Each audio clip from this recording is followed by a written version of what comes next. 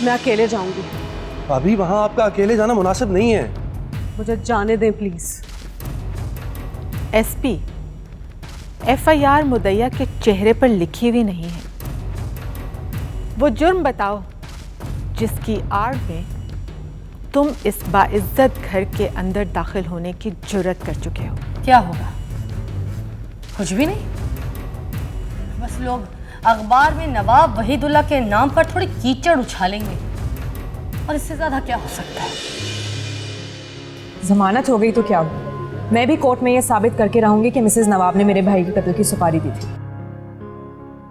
शगुफ्ता जी please समझने की कोशिश कीजिए, ये कोई इतना आसान काम नहीं है। मैं मानता हूं कि पुलिस एग्जामिनर्स ने वोकल एविडेंस सबमिट किया है, लेकिन अनफॉर्चुनेटली कोर्ट ऑफ लॉ में वो ठोस सबूत नहीं है, और उसके बिना जमीला बेगम को कन्विक्ट करना it's next to impossible. SP साहब, जब कोई चीज ठान ली जाती है ना तो फिर कुछ मुश्किल नहीं होता। सुभान अल्लाह, पहली बार कानून की किताब पढ़ने वाले शख्स के मुंह से ऐसा मिसरा सुन रहा हूं। मुझे शायर और शायरी करने वाले लोग सख्त नापसंद हैं। मफरूज़ों पर जिंदगी गुजारने वाले लोग सिर्फ ख्वाबों में जीते हैं। जी, लेकिन अशार तो शायर का कथासिस होता है, और ख्वाब जिंदा लोग देखते हैं। एसपी साहब, मैं यहाँ पे अपने भाई के कत्ल की वजह से आई हूँ, किसी शायरी पर डिस्कशन करने के लिए नहीं। मैं जानता हूँ, लेकिन जब आपने ठान ही लिया है तो अल्लाह कोई ना कोई नुक्ता जरूर फिसलवा देता है जो कातिल के पैर पर जंजीर बन जाती है। आप फिक्र ना करिए।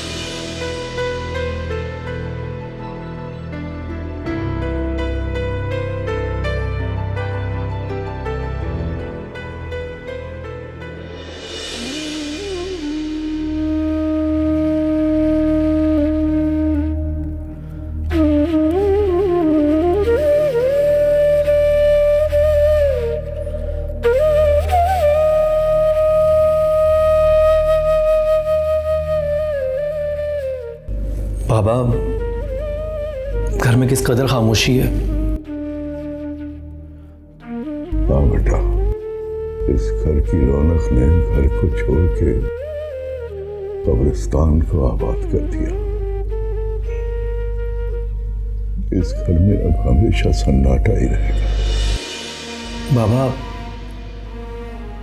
मर जाने वालों के बाद भी जीना तो पड़ता है। हाँ बेटा, जीते हैं लोग, जीते हैं लेकिन लोगों को दिखाने के लिए, वरना मर तो वो खुद भी चाहते हैं। बस सांस चलती रहती है। बाबा,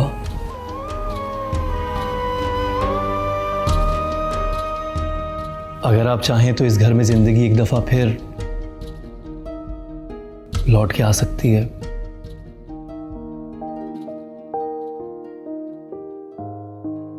हर कोई अपने लिए जिंदगी चाहता है बेटा, लेकिन जिंदगी तो बगैर बताए रुखसत हो जाती है। इसका क्या एतबार? बाबा, एतबार करके हर पल को जीना पड़ता है, हर लम्हे से समझौता करना पड़ता है। तुम कहना क्या चाहते हो शायान? हम सब लोग काफी परेशान थे, मुझे समझ में नहीं आ रहा था कि मैं क्या करूं। कुछ बोझ ऐसे होते हैं जिन्हें अपने आप को हल्का करने के लिए उतारना पड़ता है। सर्फ एक्सेल प्रेजेंट्स कैसी खुशी लेके आया चांद। सर्फ एक्सेल प्रेजेंट्स कैसी खुशी लेके आया चांद। बाबा, ये मेरा फैसला नहीं, राय है। आप सुहा को बहू बनाकर घर ले आए, शायद इस घर की रौनक लौट आए। तुम समझते हो कि सोहा उलतुलैन की कमी पूरी कर देगी? नहीं बाबा, कोई किसी की जगह नहीं ले सकता, लेकिन किसी का खला तो पूरा किया जा सकता है। मेरी मानिए, आप हवेली जाकर आंटी जमीला से बात करें। मेरा ख्याल है कि वो भी यही सोच रहे होंगे।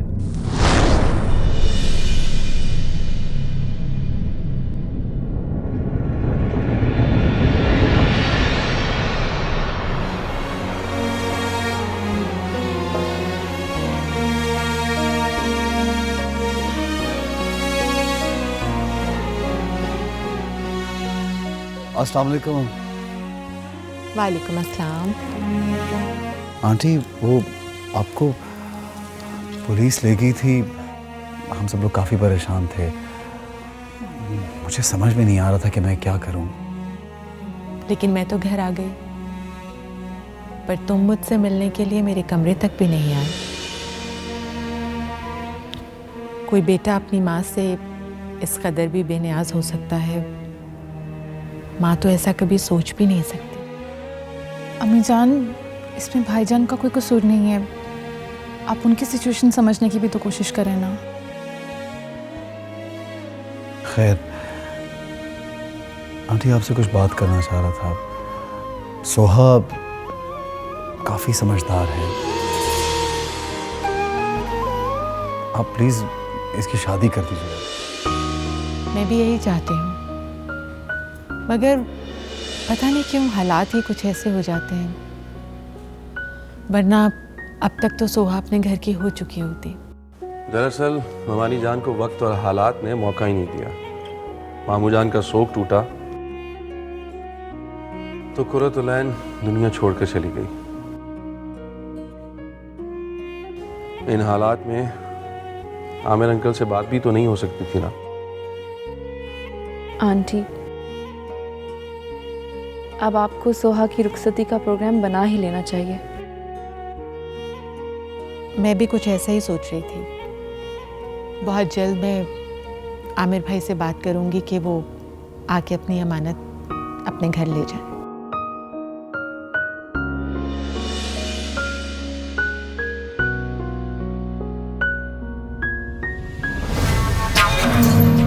जी फरमाइए। मैंने आपको एक न्यूज़ देनी है। बताइए, क्या न्यूज़ है?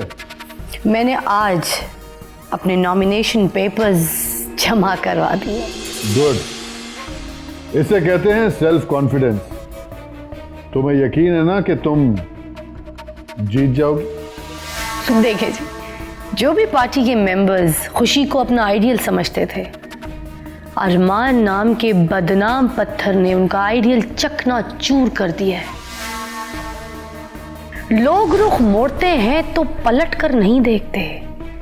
मैं इस हवेली की बड़ी बहू हूं। अब लोग देखेंगे तो सिर्फ मुझे देखेंगे, उसे नहीं जो बदनामी की दलदल में उतर चुकी है। तुम जीत गई। हार तो तुम्हारे नजदीक से भी नहीं गुजर सकती।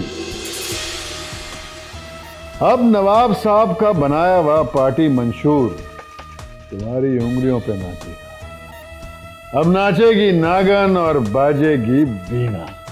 अगर तुम्हें याद हो तो हमने एक दूसरे के साथ सलाह की थी कि हम आमिर खत्री को अपने साथ मिला लेंगे। मैं प्रैक्टिकल सियासतदान हूं, शौकीन नहीं। आमिर से बात कर चुका हूं। वो कमबख्त अब तक बेटी की मौत का मातम मना रहा है। गम के भंवर से उसे निकल जाने दो। बाहर आएगा तो उसे पकड़ लेंगे। जाएगा कहां? शेख साहब, अगर सोहा दुल्हन बनकर खत्री के घर आ गई तो वो हमारे सियासी जाल के धागे तोड़कर फरार हासिल कर लेगा। वैसे मुझे ये शादी होते नजर नहीं आती, क्योंकि आमिर खत्री हवेली वालों को अपनी बेटी का कातिल समझता है। तो उस पर फोकस रखे ना शेख साहब। कहीं ऐसा ना हो कि आंख ओझल हो तो पहाड़ ओझल हो जाए।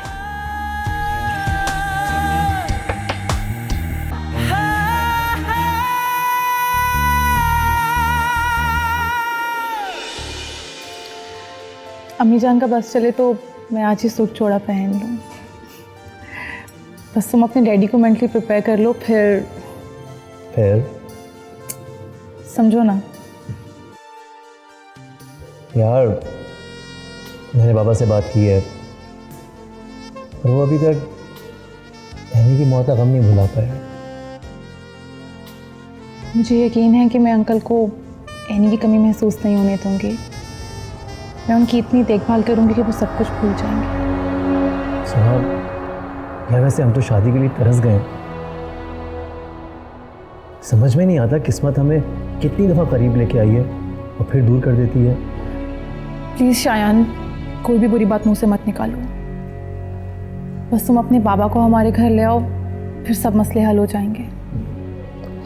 पर बाबा बिला वजह हवेली क्यों आएंगे? तुम उनके बेटे हो, तुम्हारी शादी से बड़ी और क्या वजह हो सकती है। और वैसे भी अब मेरी अम्मी जान और तुम्हारे बाबा ने ही तो शादी की डेट डिसाइड करनी है। Okay, I try again. एक बार नहीं, ट्राई अगेन एंड अगेन यार। तुम शादी के लिए कुछ ज़्यादा एक्साइटेड नहीं हो रही हो? अच्छा, तो तुम्हारा अपने बारे में क्या ख्याल है? I am excited. अच्छा प्लीज़ यार, अब मजाक छोड़ो। इस मसले को तुम ही जल्दी हल करवा सकते हो। मैं लड़की हूँ, मैं किसी से भी खुल के बात नहीं कर सकती। अभी तो सारी बातें मुझसे की हैं। तुम्हारी बात और है।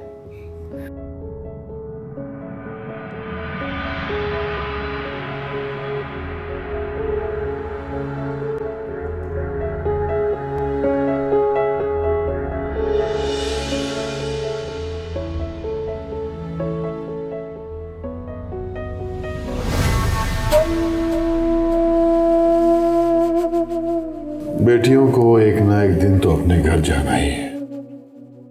बस आप यूं समझ लीजिए कि आपने कुरतुल ऐन को उसके घर रुखसत कर दिया। हर बेटी का बाप अपनी बेटी को किसी आलीशान घर में देखना चाहता है शेख साहब, लेकिन मेरी बेटी तो ऐसे घर में गई है जो वीराने में है, खाक उड़ती है जहां। आमिर साहब, आप खुद को इस सदमे से निकालिए, अपने बेटे की शादी कीजिए, बहू को घर लाएं, ताकि आपका गम थोड़ा सा कम हो सके। ठीक कह रहे हैं आप। कुछ बोझ ऐसे होते हैं जिन्हें अपने आप को हल्का करने के लिए उतारना पड़ता है।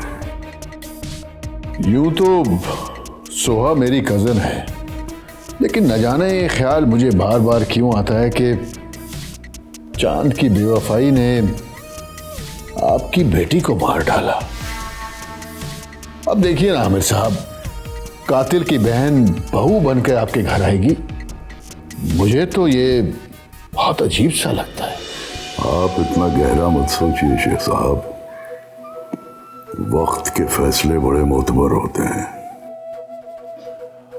आने वाले वक्त की आवाज अगर आप सुन रहे हैं तो कुछ हमें भी बताइए।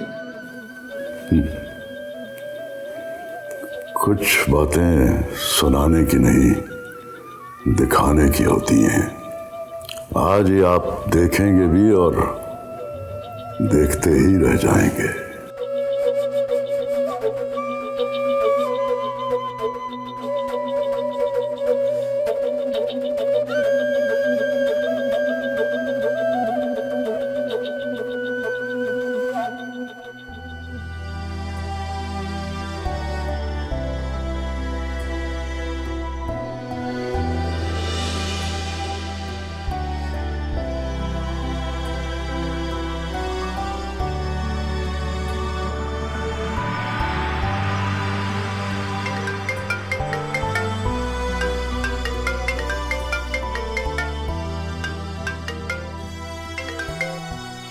हेलो, क्या ये सच है?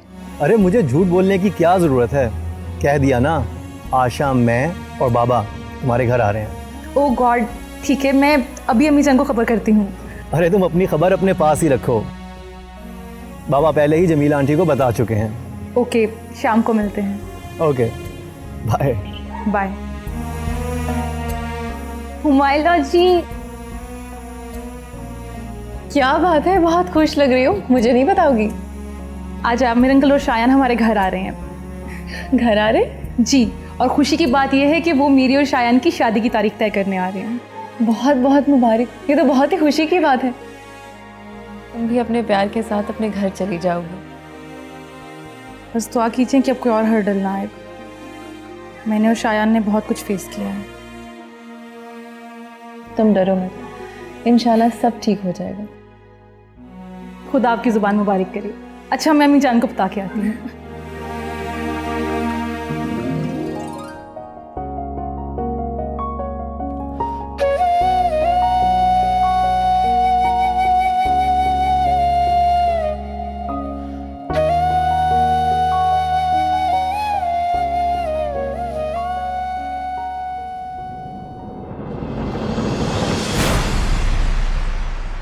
आइए आइए अंकल।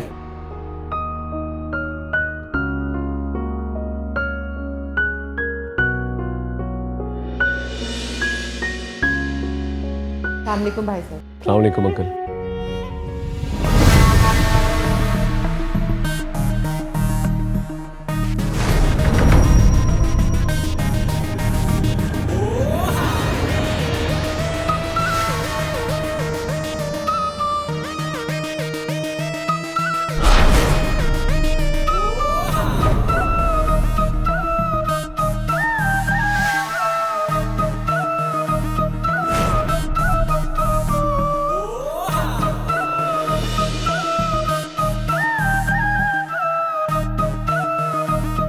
सलाम चाची जान। आइए अंकल प्लीज।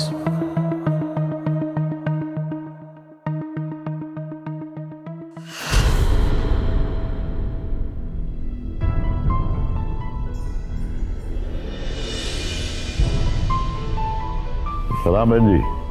सलाम फूफो। आइए शेख।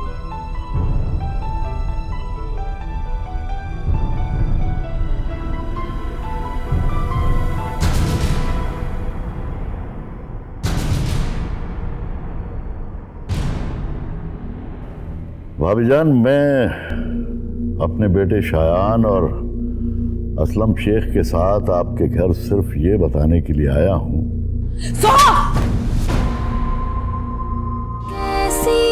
सर्फ एक्सेल प्रेजेंट्स कैसी खुशी लेके आया चांद।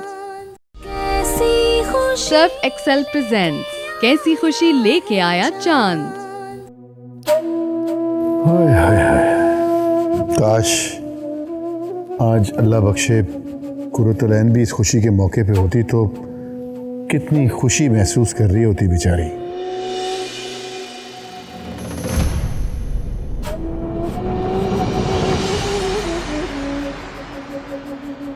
आमिर अंकल, मिठाई लीजिए ना। नहीं बेटा, मैं मीठा नहीं खा सकता, शुगर का पेशेंट हूं। Thank you. अरे थोड़ा सा खा लीजिए आमिर साहब। अगर कोई खतरा हुआ तो इंसुलिन का टीका ठोक देंगे। हाँ,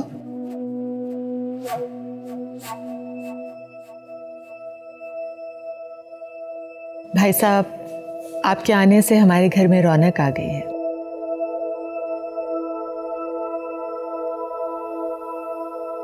जी, आपने दुरुस्त फरमाया भाईजान। लेकिन अब तो रौनकें भी मेहमानों की तरह आती हैं और रुखसत हो जाती हैं।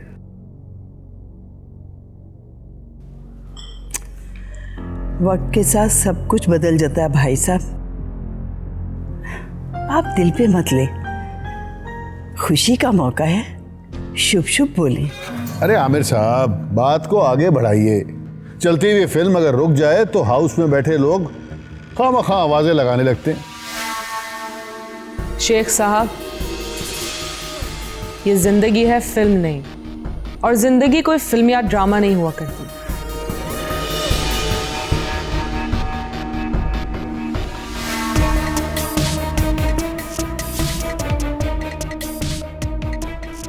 मेरी बात न जाने आपको इतनी बुरी क्यों लगती है? हालांकि आपको तो बोलना ही नहीं चाहिए। शायान, बेटा तुम क्यों इतने खामोश हो? कुछ तो बोलो। चाची जान, ऐसे मौकों पर दूल्हा कम ही बोलते हैं। अल्लाह वो वक्त तो लाए खैर से कि हम शायान के सर पर सेहरा देख सकें। भाभी जान, मैं अपने बेटे शायान और असलम शेख के साथ आपके घर सिर्फ ये बताने के लिए आया हूं कि मुझे ये रिश्ता मंजूर नहीं।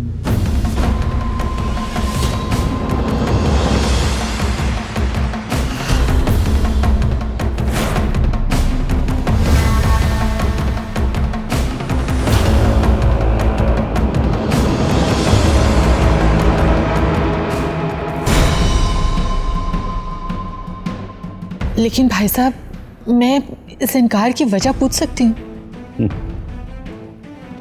हैरान हूं मैं भाभी जान कि आप भी मुझसे मेरे इनकार की वजह पूछ रही हैं।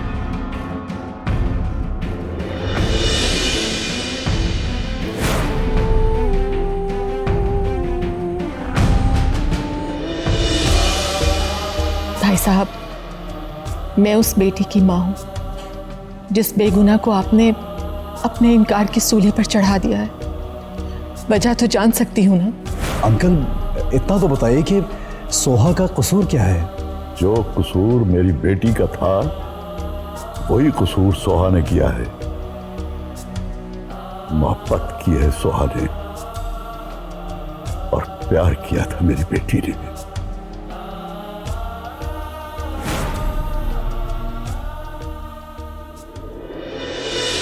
अब आप लोग ही बताइए कि कोई प्यार करे और उसे सजा न मिले, ये कैसे हो सकता है? वो भी हम और आप जैसे लोगों से।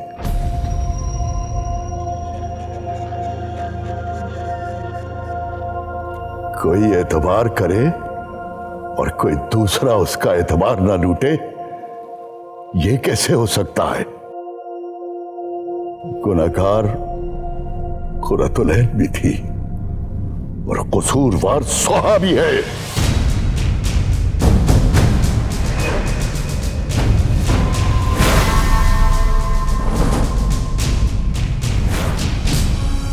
अंकल जरा सोचिए, सोहा की जिंदगी बर्बाद हो जाएगी। उसने सिर्फ शायान के ख्वाब देखे।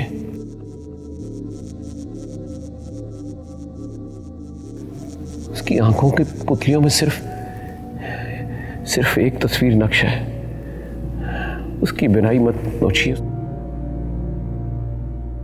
यहां ख्वाब और ताबीरों का गला घोंट देना ही दस्तूर है अरमान साहब।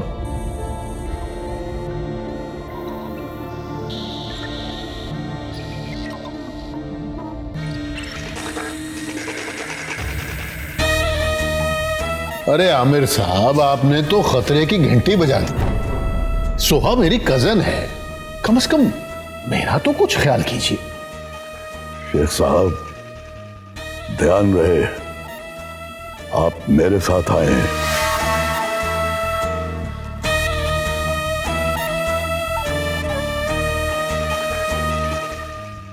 प्लीज आमिर साहब, हम तो आपकी बेटी को अपनी बहू बनाना चाहते थे, लेकिन तकदीर आड़े आ गई। तकदीर आड़े आ रही थी तो कोई तदबीर कर देते भाभी जान। आप लोगों ने, आपके बेटे ने मेरी खुरतुलैन का दिल तोड़ा था। मैं ये रिश्ता तोड़ के जा रहा हूं।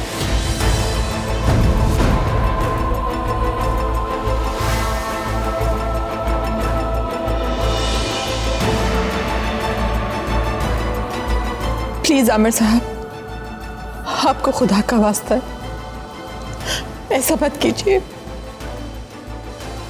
आपको अपने दोस्त नवाब वहीदुल्ला की दोस्ती का वास्ता है, ऐसा मत कीजिए।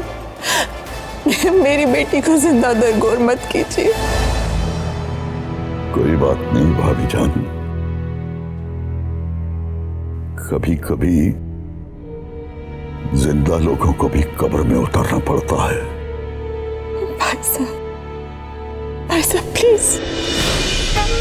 अम्मी जान, जब लोगों के दिल पत्थर हो जाएं तो उससे सर नहीं फोड़ा करते। आप जाने दीजिए इन्हें, हम सोहा के लिए शायान से कोई अच्छा लड़का ढूंढ लेंगे।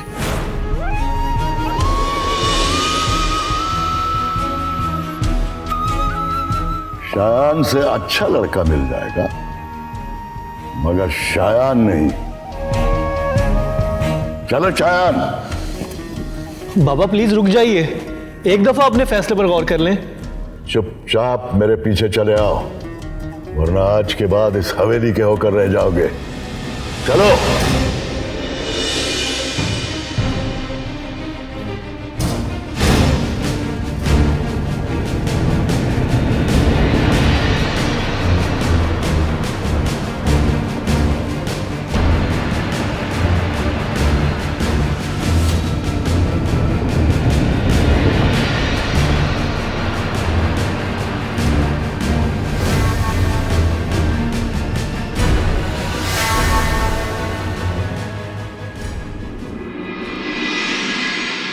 सोहा, तुम चुप क्यों हो? सोहा, सोहा कुछ तो बोलो। सोहा, शायान के अब्बू ने शादी से इनकार कर दिया, तुम चुप क्यों हो? सोहा, सोहा कुछ तो बोलो। सोहा, सोहा कुछ तो बोलो। चांद, देखो ना सोहा मेरी किसी बात का जवाब नहीं दे रही, ये रो नहीं रही। सोहा, सोहा। सोहा, आमिर अंकल ने शादी से इनकार कर दिया, तुम्हारी और शायान की शादी नहीं हो सकती। सोहा, सोहा कुछ तो बोलो। सोहा खामोश क्यों हो, कुछ बोलो। सोहा, सोहा, सोहा बोलो। सोहा कुछ तो बोलो। सोहा।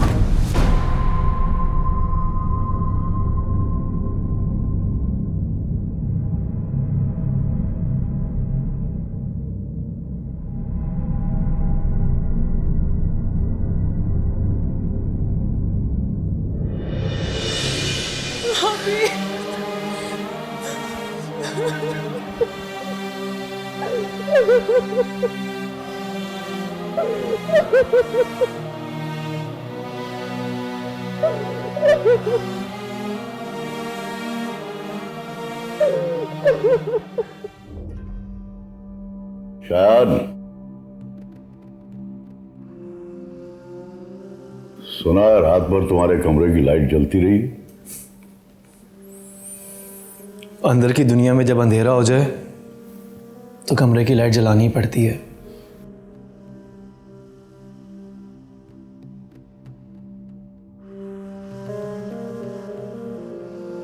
इसका मतलब है रात भर सोए नहीं हो तुम।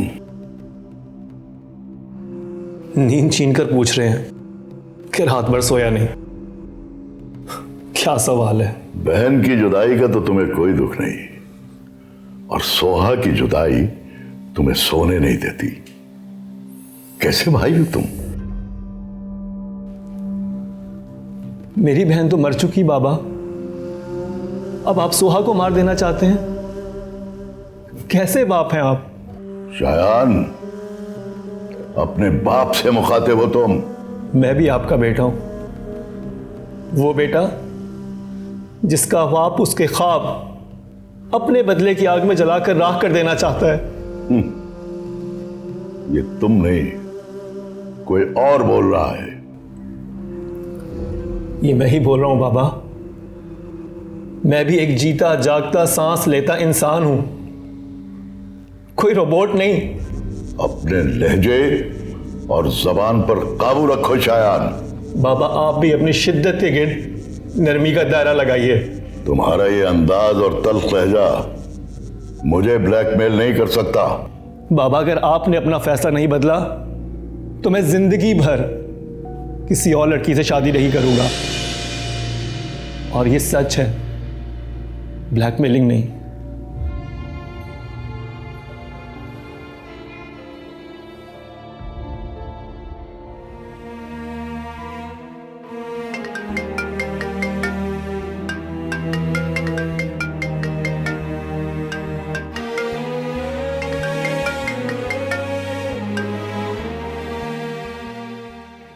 हेलो सोहा। ये सब क्या हो गया शायान? तुम्हारे अब्बू तो ऐसे नहीं थे। वो जैसे भी हैं तुम देख और सुन चुकी हो। फिर अब क्या होगा? वही होगा जो मैं चाहूँगा। क्या तुम उसे मिलने आ सकती हो? नहीं, अभी मेरा घर से निकलना बहुत मुश्किल है। हवेली के हर फर्द की निगाहें मुझ पे हैं। उन्हें ये वहम हो गया है कि मैं शायद सुसाइड कमिट कर लूँगी। उन्हें बता दो सोहा कि खुदकुशी तो बुज़दिल करते हैं और तुम बुज़दिल नहीं हो। और उन्हें यह भी बता दो कि तुमने उस लड़के से मोहब्बत की है जो दुनिया से लड़के अपना हक हासिल करने का हौसला रखता है। शायान, मैंने डैडी को साफ कह दिया कि मैं सोहा के अलावा किसी लड़की से शादी नहीं करूंगा। अंकल बहुत सख्त मिजाज है शायान, वो कभी अपना फैसला नहीं बदलेंगे। उन्हें बदलना होगा सोहा, वरना सब कुछ बदल जाएगा। प्लीज शायान, तुम गुस्से में आके कोई ऐसा फैसला ना कर लेना जो कल तुम्हारे लिए पछतावे का बायस हो। सोहा, जिनको पछताने का खौफ हो उन्हें मोहब्बत करने का कोई हक नहीं। खुदा हाफिज। खुदा हाफिज।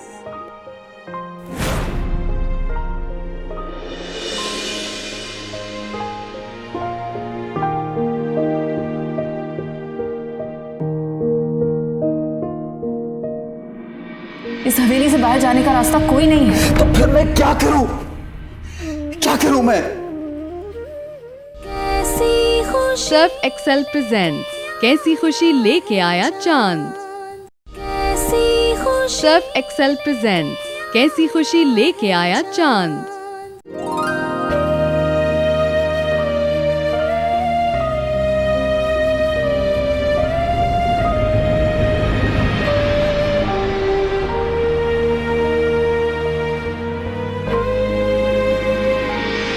चांद? मत कहो मुझे चांद, मत कहो मुझे चांद। मैं वो चांद हूं हुमायरा जिसकी रोशनी खत्म हो चुकी है।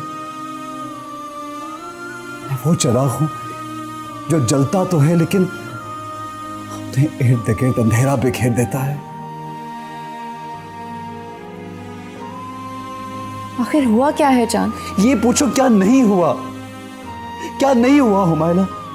वो लड़की जिसको तुम मेरी बहन कहती हो, उस बेचारी का नसीब मेरी वजह से बदनसीबी में बदल गया है। वो आंसुओं के सैलाब में डूबती चली जा रही है। खुदा के लिए हुमायरा मुझे यहां से ले चलो, कहीं दूर ले चलो मुझे यहां से। मेरे मनहूस कदम जब से इस हवेली में पड़े हैं तब से इन हवेली वालों की तकदीर रूठ गई है। यहां पर गम के बादल छा गए हैं।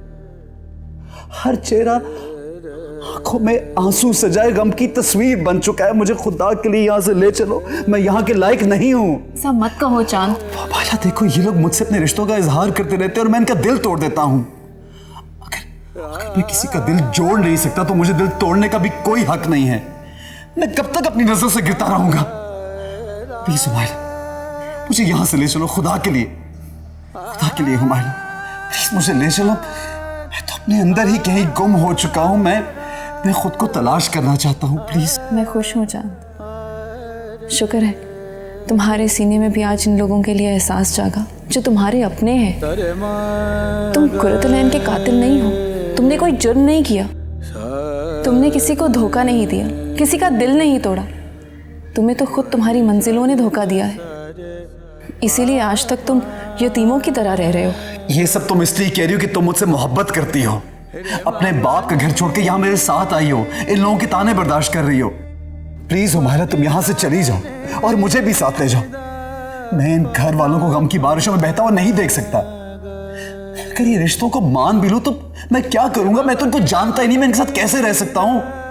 खुदा के लिए मैं तुम्हारे आगे हाथ जोड़ता हूँ, मुझे ले चलो यहाँ से, वरना इन बदनसीबों के आंसू में बहता हुआ कहीं दूर निकल जाऊंगा।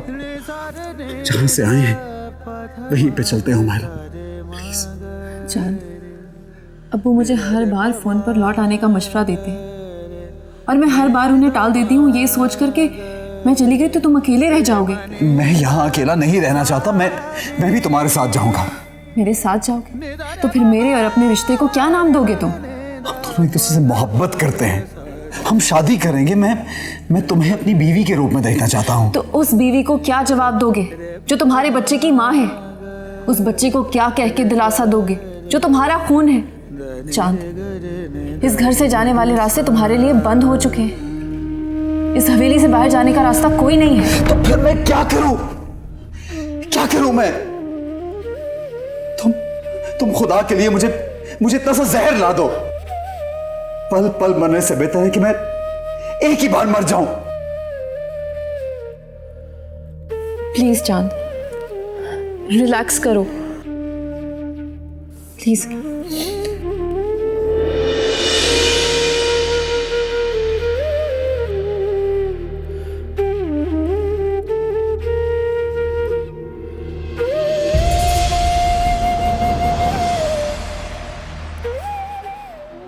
और मुझे डाउट है कि सोहा का रिश्ता तोड़ने में असलम शेख का हाथ है। वो नवाब वहीदुल्ला की तमाम फैमिली को माजी की कहानियों का हिस्सा बना देना चाहते हैं। बाजी तो किसी भी वक्त पलट सकती है।